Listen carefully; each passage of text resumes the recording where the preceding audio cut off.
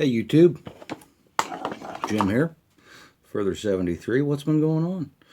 Today I am going to get the housekeeping out of the way. I got this big fat torpedo that I picked up in Canada a few weeks ago. Made in Cuba, factory second, sold without a band. Came from a shop up there in Ottawa. Reasonably priced. Probably was going to be somebody's number 2, but it's a little oval shaped rather than perfectly round, so it didn't meet the cosmetic demands of the Cuban factories, so their mistake was my discount, and still a good stick. Anyway, I thought I would get on here today. It happens to be Veterans Day, so veterans past and present, thank you very much for your service. It's appreciated. And you got me a day off, which is really awesome.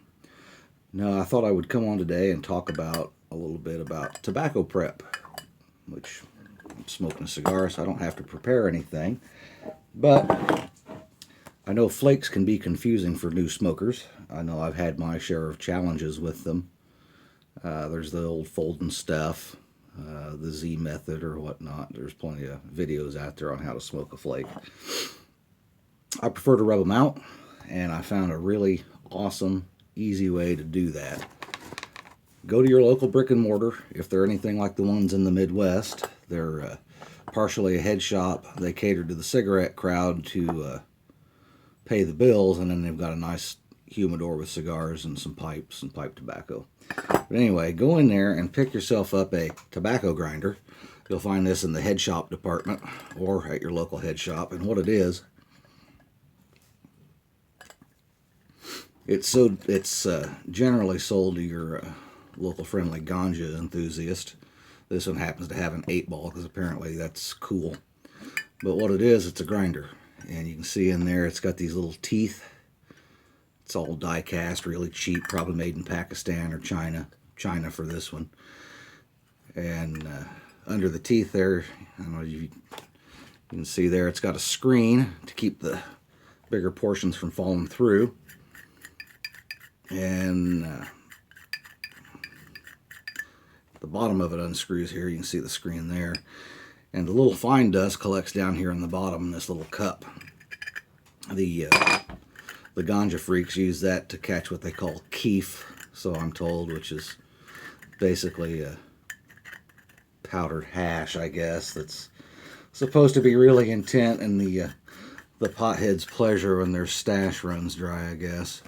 But anyway, what I find is the little dust of tobacco down there is just about the consistency of snuff, so I'm going to let it keep accumulating and probably try my hand at making a little bit of snuff. But anyway, pick one of these up. You can get them for like $10. And they are excellent for taking a flake tobacco. This happens to be McBaron's Latakia Flake from,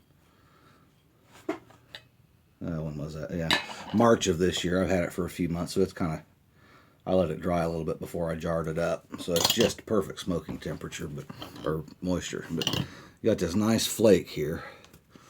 And what you do with your little tobacco grinder, I like to break the flake up into chunks like so and put it right there in the base of the grinder like so. Take your lid, put it back on there, and just give it a few little twists and turns. Open it back up.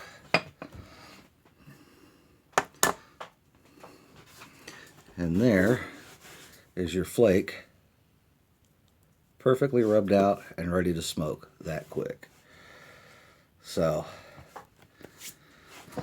that's my little flake tip. And if you happen to have like this is Penzance, which is a crumble cake. And this is pretty well all crumbled up.